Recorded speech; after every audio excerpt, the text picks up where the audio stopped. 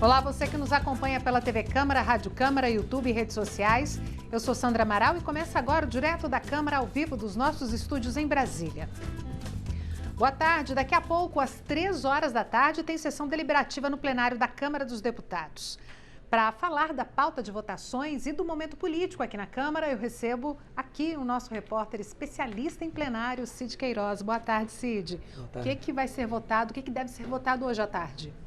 Pois é, nós ainda não temos a pauta, não foi liberada a pauta do plenário, mas a semana começa com projetos trancando a pauta, porque elas têm urgência constitucional. São 3 projetos que trancam a pauta a partir dessa semana, 2 deles desde o último sábado, que são o PL 380 de 2023, que amplia o acesso ao auxílio gás, permitindo que o consumidor obtenha esse desconto direto lá no revendedor, e um projeto de lei, o 3337, que flexibiliza as regras de conteúdo local na produção de petróleo no país. O outro projeto tranca a pauta a partir do dia 17 de outubro, é o PL 3394, ele aumenta as alíquotas da contribuição social sobre lucro líquido e do imposto de renda sobre juros de capital próprio das empresas para compensar as perdas da desoneração.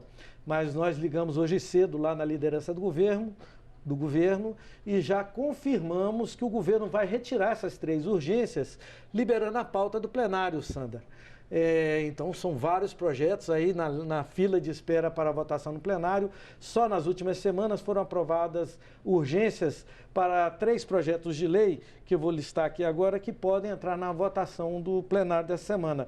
O PL 3.149 de 2020 permite ao produtor rural participar do crédito de carbono nos programas de descarbonização para receber esses créditos de carbono que hoje em dia são concedidos para a indústria.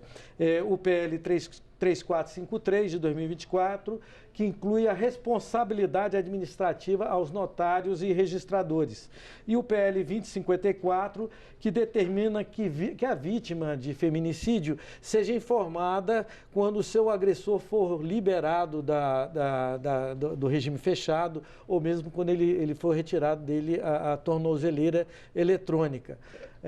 Até o final do ano nós temos uma agenda extensa de votações, né, que precisam ser votadas até dezembro, entre eles as matérias orçamentárias, a lei orçamentária do ano que vem, a lei de diretrizes orçamentárias, que traça as regras para a elaboração do próprio orçamento.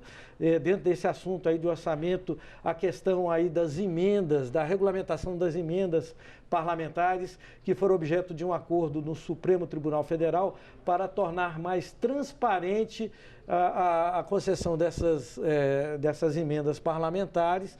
E esse projeto, essa proposta pode vir ou na LDO ou num outro projeto avulso, até fala em emenda constitucional, está envolvendo amplas negociações. Claro, também antes do final do ano, a Câmara dos Deputados precisa concluir a votação do projeto que regulamenta, do segundo projeto que regulamenta a reforma tributária, aquele projeto que cria o comitê gestor. Na pauta de votações também uma discussão muito intensa sobre a regulamentação das bets no país. Nas últimas semanas foi objeto de muitos debates, inclusive na imprensa, problemas que está ocasionando aí as apostas, os jogos online, famílias sendo prejudicadas, aí, pessoas, apostadores contumazes que têm prejudicado as finanças das famílias, e há uma discussão ampla no Congresso para regulamentar não só a publicidade das bets, mas também o uso, as apostas por beneficiários de programas sociais como Bolsa Família, restringir o acesso delas às apostas online.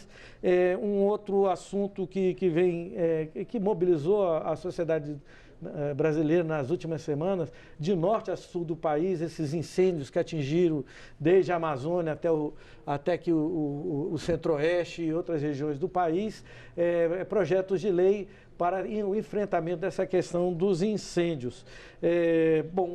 Tem uma lista enorme de projetos para serem votados, Sandra, e a agenda está apertada, porque ainda temos o segundo turno das votações, que acontece agora no dia 26 de outubro, né?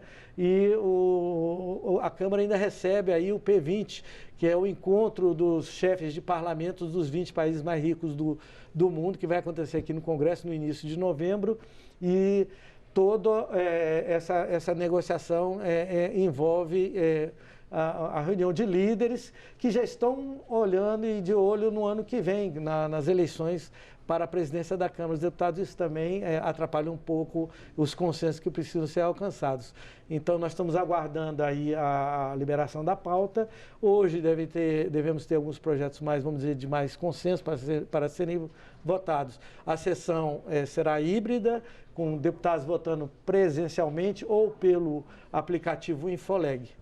É isso, Sandra. Ok, Cid, muito obrigada. A gente vai acompanhando aí todas essas votações aí, que agora, depois das eleições, vai tomar um ritmo aí bem frenético aqui. E você acompanha aqui pela TV Câmara, Rádio Câmara, YouTube e redes sociais da Câmara dos Deputados.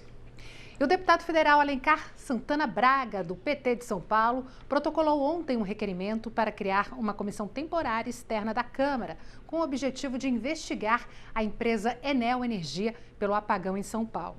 O deputado também apresentou um pedido para instalar uma subcomissão no Colegiado de Fiscalização Financeira e Controle para debater a atuação da concessionária de energia. Em outro requerimento, o deputado Carlos Aratini, também do PT de São Paulo, pede a realização de audiência pública na Comissão de Minas e Energia para debater o problema. Ontem, a Enel São Paulo se comprometeu com a Agência Nacional de Energia Elétrica a restabelecer completamente o fornecimento de energia no estado em até 3 dias, portanto, até quinta-feira. De acordo com a empresa, cerca de 1.850.000 clientes já tiveram o serviço restabelecido desde o início da interrupção até a manhã de hoje. Mas, segundo números mais recentes da empresa, pelo menos 250.000 pessoas ainda estão sem luz, quase 3 dias após uma forte tempestade ter causado o apagão em São Paulo. E a Comissão Mista de Orçamento tem reunião marcada para amanhã para debater projetos de lei do Congresso Nacional, os chamados PLNs e créditos orçamentários. Quem tem as informações é a repórter Fernanda de Bretanha. Fernanda, boa tarde. Boa tarde, Sandra. Boa tarde a todos que nos acompanham aqui no Direto da Câmara. Pois é, essa reunião da Comissão Mista de Orçamento estava marcada para hoje, às 2h30 da tarde, mas a pedido do relator do projeto de lei do Congresso Nacional, o PLN 22, deputado AJ Albuquerque, do PP do Ceará, a reunião foi transferida para amanhã. O PLN 22 trata do Fundo de Desenvolvimento da Amazônia, INCRA, entre outros. E para continuar nessa pauta de orçamento, a consultoria da Câmara, consultoria de orçamento da Câmara, elaborou um raio-x e uma nota técnica sobre o projeto de lei orçamentária anual. Sobre esse assunto, eu converso agora com Paulo Bijos, que é consultor de orçamento da Câmara dos Deputados. Ele vai esmiuçar para a gente essa questão do orçamento, que é sempre tão complexa. Boa tarde, obrigado pela sua participação aqui no Direto da Câmara. Boa tarde, Fernanda. Boa tarde a todos. É uma satisfação estar aqui com vocês para abordar um tema tão relevante para todos, que é o orçamento público. A gente estava querendo já começar a entrevista, Sandra, mostrando o raio-x. Isso aqui é o raio-x que é elaborado pela consultoria de orçamento da Câmara. A gente olhando assim não entende muita coisa, mas o Paulo aqui entende muito e vai explicar para a gente. Esse raio-x que a gente está mostrando agora para o nosso telespectador, como que o cidadão comum, aquela pessoa que está na casa dela, pode perceber ou entender o quanto que esse orçamento é importante para ela? Ótima questão, Fernanda. Esse foi realmente o objetivo desta publicação, né? Simplificar e comunicar melhor o que consta de mais relevante no orçamento público, na proposta orçamentária apresentada ao Parlamento pelo Executivo, agora em 31 de agosto para 2025.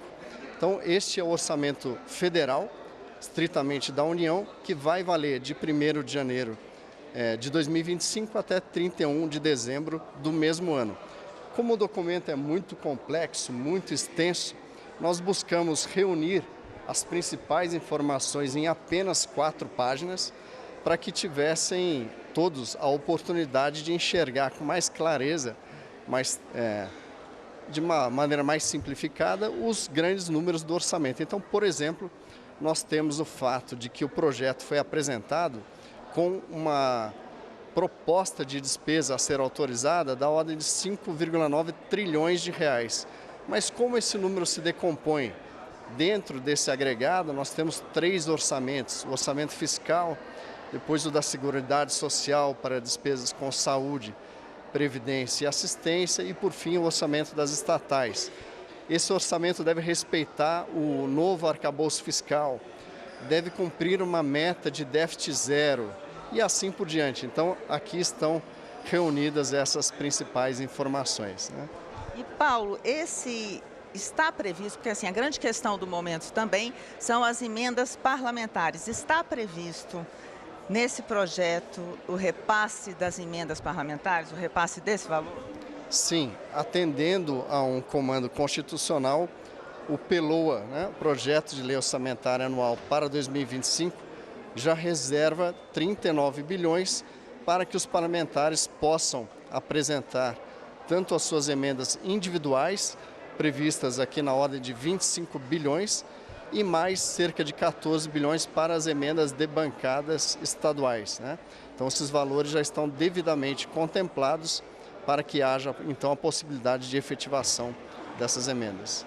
Tem um prazo para isso ser votado, né? A gente estava comentando, até 31 de dezembro, o projeto tem que estar aprovado para começar a valer no ano que vem. Agora há pouco o Cid entrou da nossa redação falando que a própria pauta do plenário está muito apertada, porque a gente vem de um primeiro turno de eleições municipais, estamos quase no segundo turno, e aí quando os parlamentares voltarem, vão ter muito a debater, inclusive regulamentação da reforma tributária.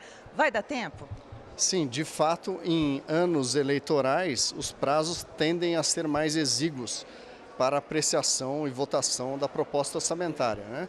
Mas, de toda sorte, nós temos no Brasil um mecanismo previsto na LDO, que é a Lei de Diretrizes Orçamentárias, que, se porventura o orçamento não for aprovado em tempo hábil, há uma autorização para execução de parcela do orçamento, são chamados duodécimos, né? 1/12 a cada mês, até que seja definitivamente aprovada a proposta. Então o governo não vai ficar sem dinheiro, né, para fazer as suas obrigações? Não seria necessariamente, temos que ver o que vai acontecer com esse calendário, mas na hipótese de isso ocorrer, há um dinheiro já disponível para execução, mas não na integralidade do originalmente previsto no projeto.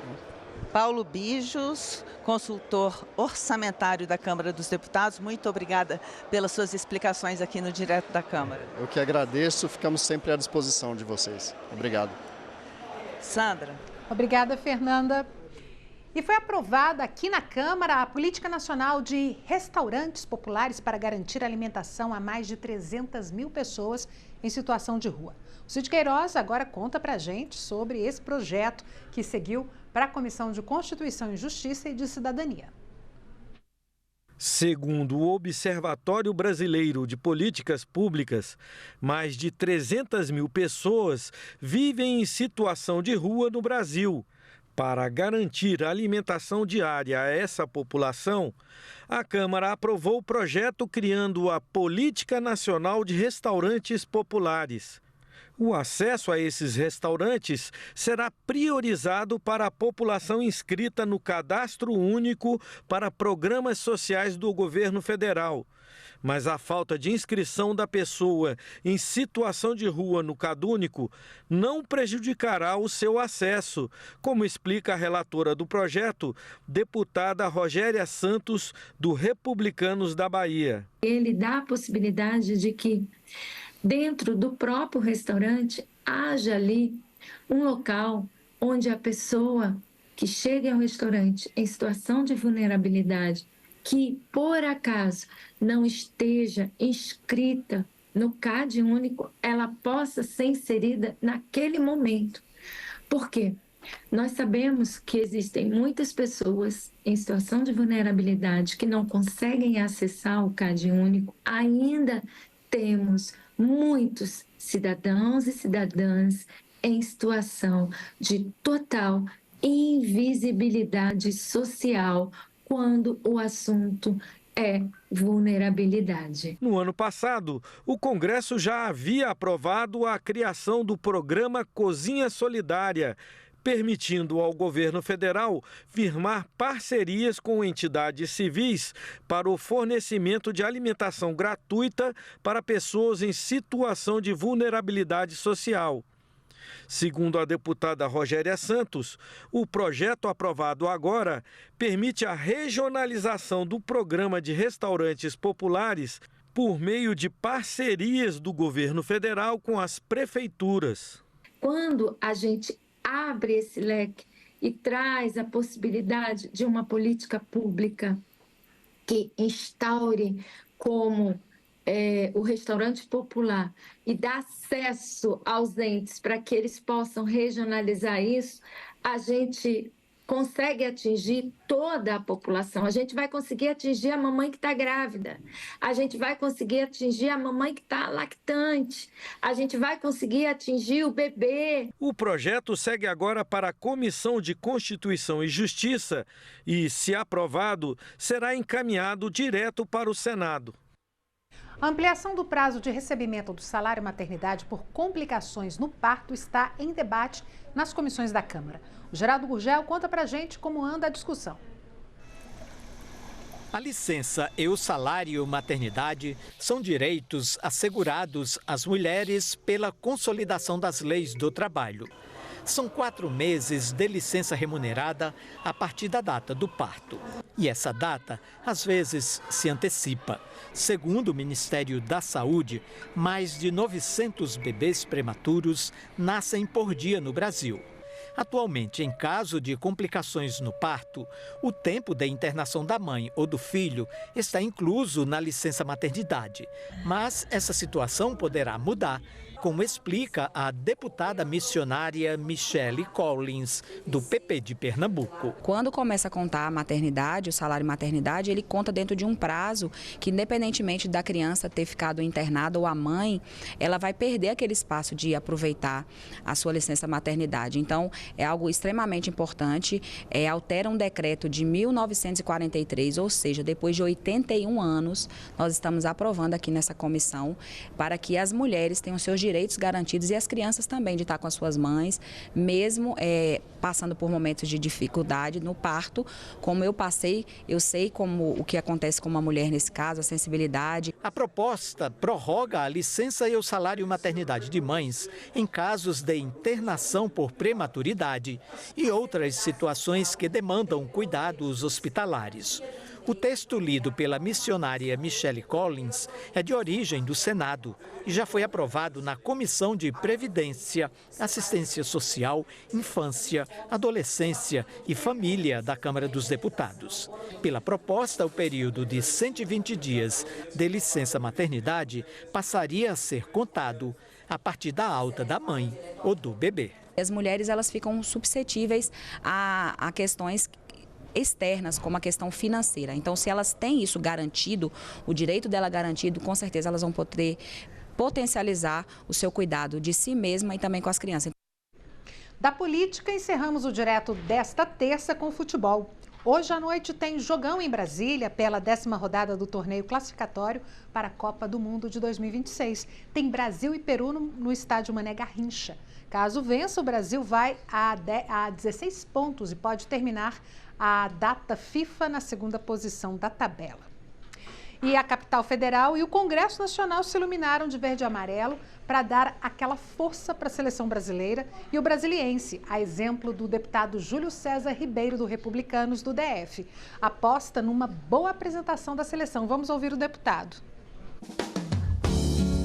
Brasília sempre tem se consagrado aí em grandes jogos, grandes resultados. Eu tenho certeza que o Brasil vai ganhar um belíssimo resultado e fazendo com que a torcida fique feliz e, claro, com essa vitória, galgando, quem sabe, o primeiro lugar na tabela e rumo aos Estados Unidos.